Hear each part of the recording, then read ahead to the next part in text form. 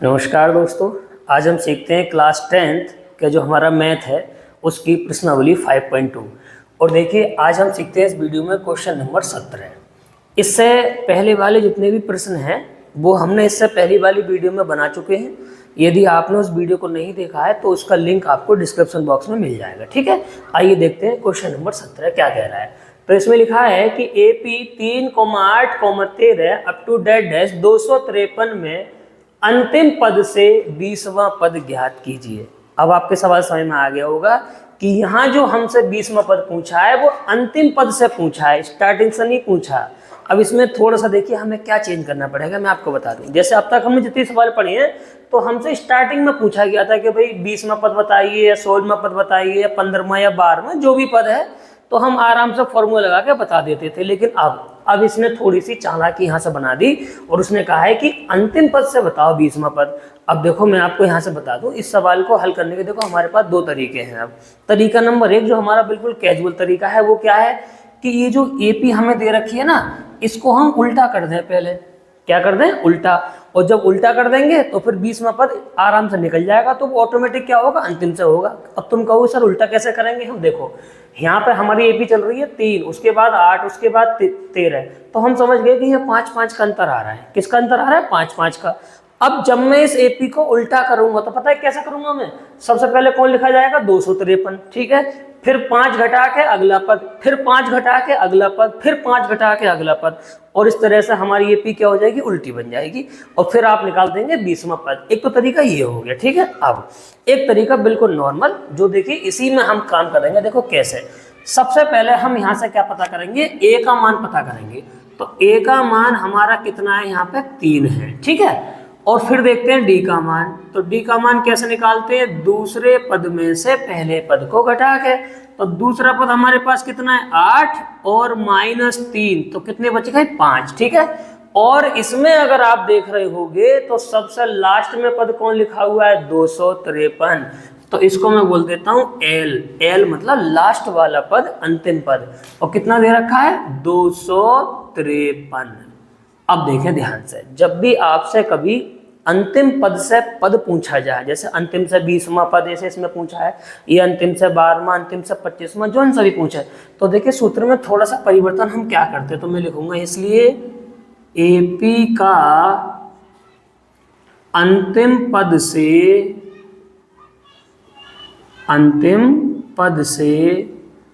20वां पद। तो देखिए अगर ये नॉर्मल सवाल होता, अंतिम से नहीं पूछता, तो मैं सूत्र लगाता A + n-1 × D, जैसा कि हम अब तक करते आए हैं। लेकिन यहाँ अंतिम से पूछा, देखो पता तो फॉर्मूले देखो क्या चेंज होता है। तो इसमें सूत्र लगाते हैं L + n-1 × और D की जगह लगाते हैं -D। तो अब आपके समझ में आ गया होगा कि यहाँ पे देखिए दो चेंज करते हैं हम। कब? जब अंतिम पद से हमसे क्या पूछा जाए? पद पूछा जाए। क्या चेंज करते हैं? एक तो A की जगह हमने L कर दिया। A मतलब प्रथम पद की जगह हमने कर दिया अंतिम पद, ठीक है। और जहां D था तो हमने D की जगह कर दिया -D। ध्यान रखोगे आप। तो हमने दो चेंज कर दिए, A की जगह L कर दिया और D की जगह -D। ये वाला चेंज कब करना है? जब आपसे अंतिम पद से कोई सा पद पूछा जाए। क्लियर है? अब आप मान लगा दीजिए, बड़े प्यार से देखो इसका आंसर आ जाएगा। तो L का मान कितना दे रखा है? अंतिम पद 253, प्लस की जगह प्लस, N की जगह बताइए कौन? 20, क्योंकि 20वां पद पूछा गया है। अरे वो कहता अंतिम से बताओ 30वां पद, तो N की जगह 30 लगा देते। 15वां कहता तो 15, 16 कहता तो 16, ठीक है। कौन सा पूछा है? 20वां, तो 20। और माइनस का कितना? 1 गुणा, यहाँ पे ये माइनस है ही है। और D का मान कितना है हमारा? -5। बस इसको सॉल्व कर लो, अपने आप आ जाएगा अंतिम पद से कौन सा? 20वां पद। करिए से ये बचेगा 253, ठीक है, प्लस 20 में से 1 कम करिए, कितने बचेंगे? 19, और ये आएगा गुणा में -5, ठीक है। यहाँ से 253 अपनी जगह, प्लस माइनस 19 की गुणा करिए 5 में, तो कितने आ जाएंगे? 95। अब देखें यहाँ से, अब इसे घटाइए, यहाँ हो जाएंगे 13 में से 5 घटेंगे तो कितने बचेंगे? यहाँ 8। अब यहाँ रह जाएंगे 4, इधर से 1 हासिल लेंगे, 14 हो जाएंगे। 14 में से जब आप 9 घटाओगे तो कितना बचेगा? 5, और यहाँ बचेगा 1। तो इस तरह से हमने ये आंसर अपना पता लगा लिया कि इस AP का अंतिम पद से जो 20वां पद होगा वो कितना होगा, 158 होगा। कितना होगा, 158। देखिए अब हम देखते हैं इसका क्वेश्चन नंबर 18। देखिए क्वेश्चन नंबर 18 में हमसे कहा जा रहा है कि किसी एपी के चौथे और 8वें पदों का योग कितना है, 24 है, तथा छठे और 10वें पदों का योग 44 है।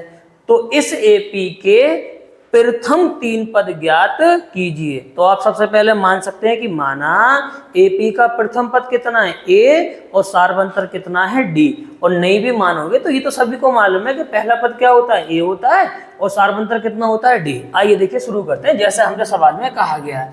तो देखिए हमसे सवाल में क्या कहा गया, 2 बातें कही गई हैं कि चौथे और 8वें पद का योग कितना है, 24। तो पहले देखिए यहीं से शुरू करिए।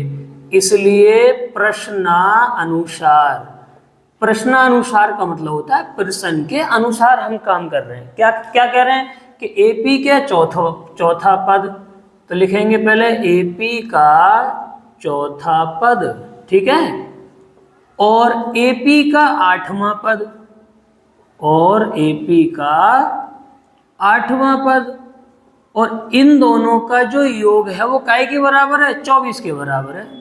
नहीं आई बात समझ में? अरे साफ साफ कहा गया है कि एपी का चौथा पद और एपी का 8वां पद, उन दोनों का योग, योग मानी जोड़, काय के बराबर है, 24 के बराबर है। सॉल्व करिए इसको। तो बताइए एपी का चौथा पद कितना होगा, a + 3d, ठीक है। एपी का 8वां पद बताइए कितना होगा, तो a + 7d, और बराबर कितना, 24। तो देखिए a में जोड़ेंगे a, तो कितना हो जाएगा ये 2a, ठीक है। 3d और प्लस 7d, तो ये हो जाएंगे 10d, और बराबर कितना, 24। इसको हम बना दे रहे हैं समीकरण नंबर अपनी कितनी, 1, ठीक है। अब देखिए पुनः प्रश्नानुसार, पुनः मानी दोबारा। अब दोबारा दे रखी एक चीज और, क्या कहा है जब पढ़ो।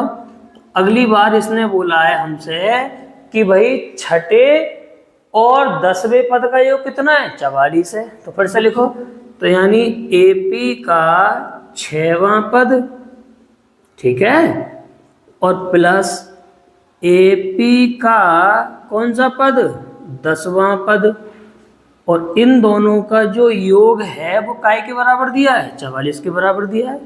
तो इसको सॉल्व करिए जरा यहाँ से। बोलिए एपी का 6वां पद क्या होता है, a + 5d, ठीक, और 10वां पद कितना होगा, a + 9d, और बराबर कितने, 44। जोड़िए, a में जोड़ेगा ये कितने हो जाएंगे, 2a, प्लस 5 और 9 कितने हो जाएंगे आपके, 14, ठीक है। तो बराबर कितने, 44। तो ये बन गई समीकरण नंबर कौन सी, 2। अब ध्यान से देखें, हमें दोनों समीकरणों क्या करना है, वो सॉल्व करना है, सिंपल।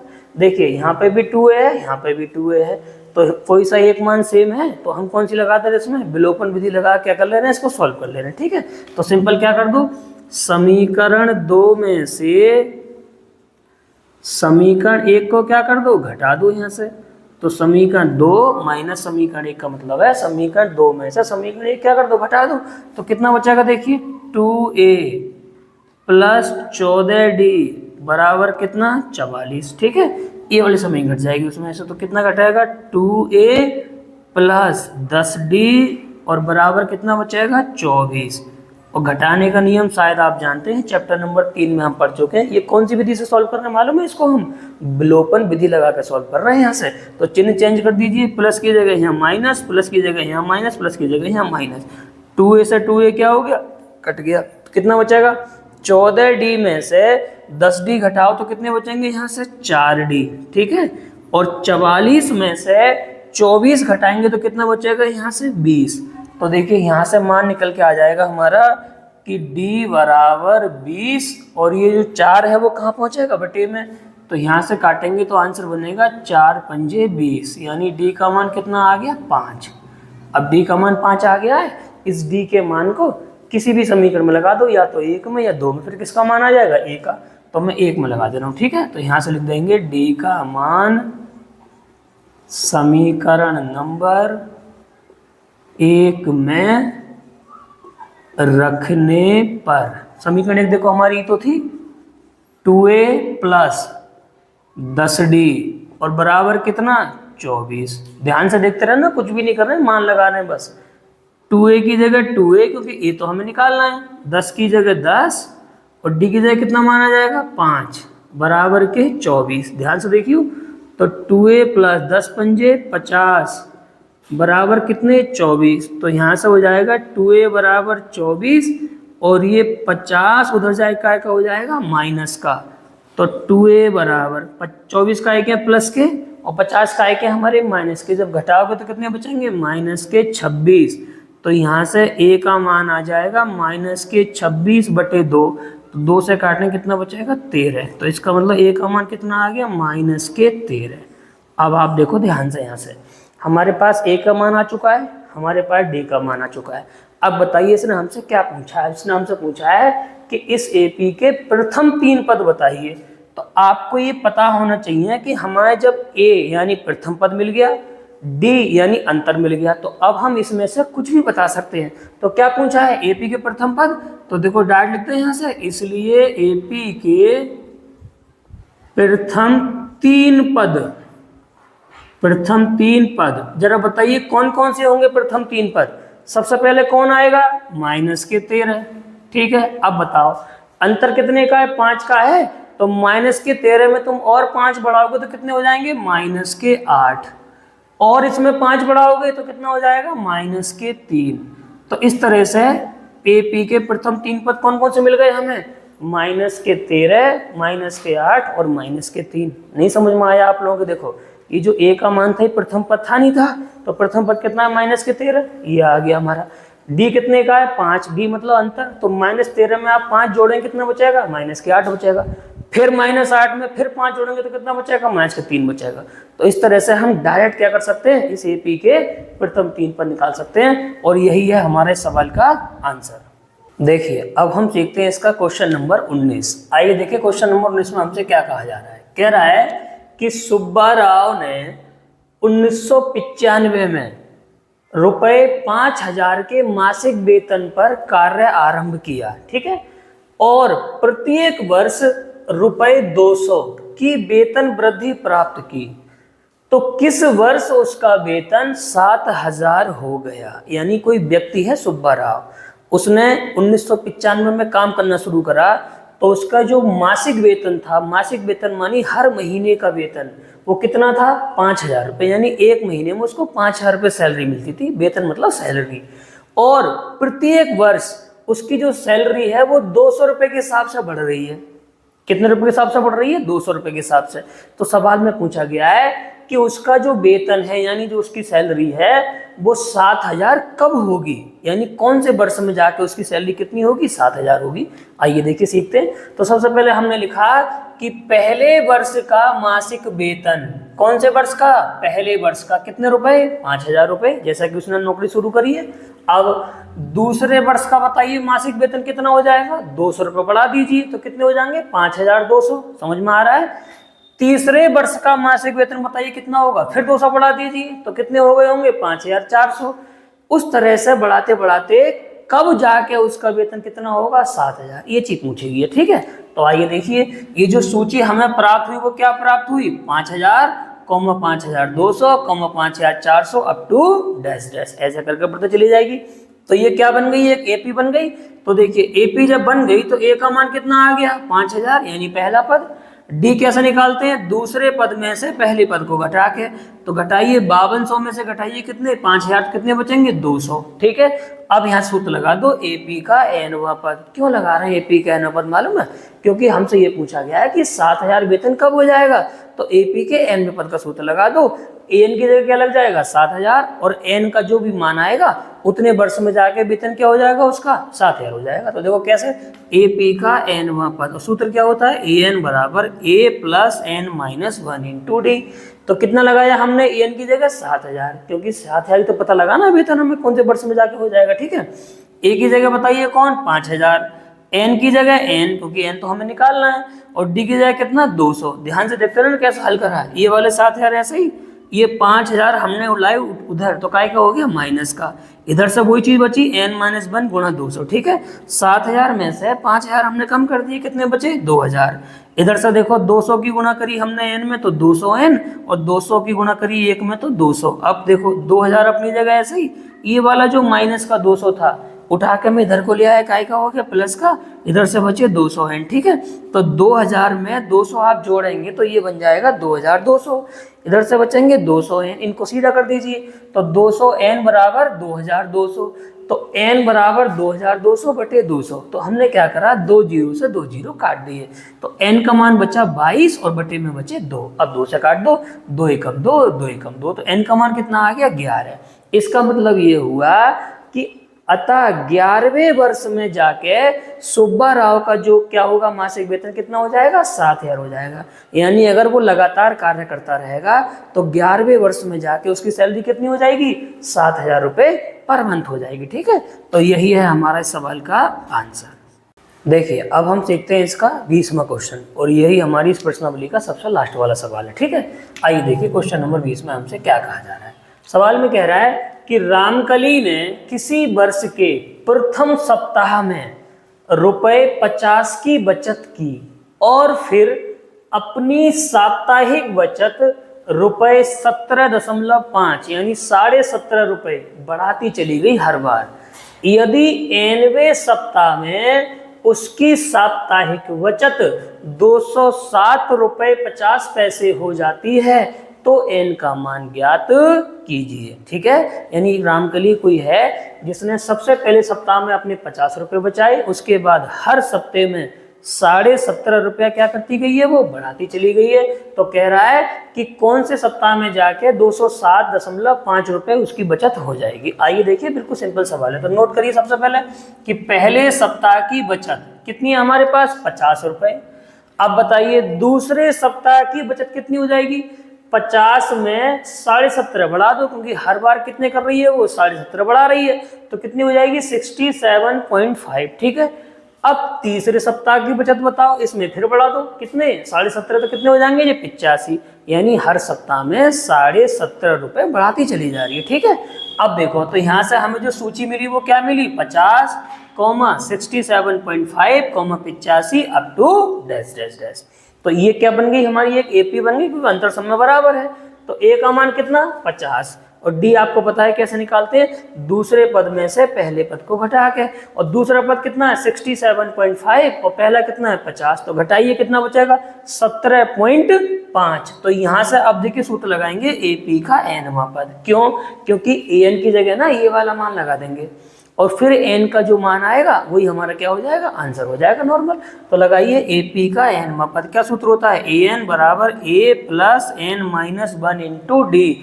ध्यान से देखना, मैं समझा दूँ अभी हाल। तो an की जगह कौन 207.50, ठीक है, a की जगह 50, n की जगह n, 1 की जगह 1 गुणा d की जगह कौन 17.5 यानी 17.5, ठीक है यहाँ तक। अब देखो 207.50 ऐसे ही, ये वाला 50 का एक है उधर प्लस का, इधर को लाएंगे तो काय का हो गया माइनस का। अब देखिए बराबर में क्या बचा, n-1 गुणा 17.5, ये ऐसे ही बच गया। इधर 207.50 में से आपने 50 कम करे तो कितने बचे मालूम है, 157.5, ठीक है। इधर से बचाएगा n-1 और ये वाला अभी भी सेम। अब ये देखो अभी भी ऐसा ही, अब 17.5 की गुणा काय में करी हमने n में, तो ये बन गए 17.5 n, और 17.5 की गुणा होगी जब -1 में तो माइनस के 17.5, ठीक है। अब देखो क्या करने वाले हैं, 157.5 यहाँ से ऐसे ही है, ये वाला मान काय का है माइनस का, इधर को लेंगे तो काय का हो जाएगा प्लस का, और बराबर बचेंगे 17.5 n, ठीक है। अब इनको देखो क्या करेंगे, यहाँ से 157.5 है प्लस 17.5, दोनों को जोड़ेंगे तो कितने हो जाएंगे 175, ठीक है। और इधर से बचेंगे 17.5 n, इनको सीधा कर दीजिए तो 17.5 n बराबर हो जाएगा 175, तो n का मान हो जाएगा 175 बटे 17.5। अब आप डायरेक्ट समझ लो, अरे 17.5 को 10 बार काटोगे तो 175 ही तो आएगा, तो ऐसा समझ लो 17.5 कितने 175। अगर ऐसे समझ में तुम्हारे नहीं आए तो पहले पॉइंट हटा के बटे में 10 लगा लेना। 175 से 175 कट जाएगा, जो बटे में 10 था वो कहाँ पहुंच जाएगा ऊपर। तो n का मान कितना आ गया 10, और यही है हमारा इस प्रश्न का आंसर। ठीक है, अब देखिए मैं आपको बताता हूँ, ये प्रश्नावली फिलहाल यहाँ पूरी हो चुकी है 5.2। अब इससे अगली वीडियो में हम शुरू करेंगे प्रश्नावली 5.3। ठीक है, और एक चीज़ और जो हम हर बार आपसे कहते हैं, इस वीडियो को कक्षा 10th में पढ़ने वाले बच्चों को क्या कर दिया करें, आप अवश्य शेयर कर दिया करें। ठीक है, फिलहाल हम इस वीडियो में इतना ही रहने देते हैं, इससे आएगा सीखते हैं किसी अगली वीडियो में। तब तक के लिए मैं आपको नमस्कार।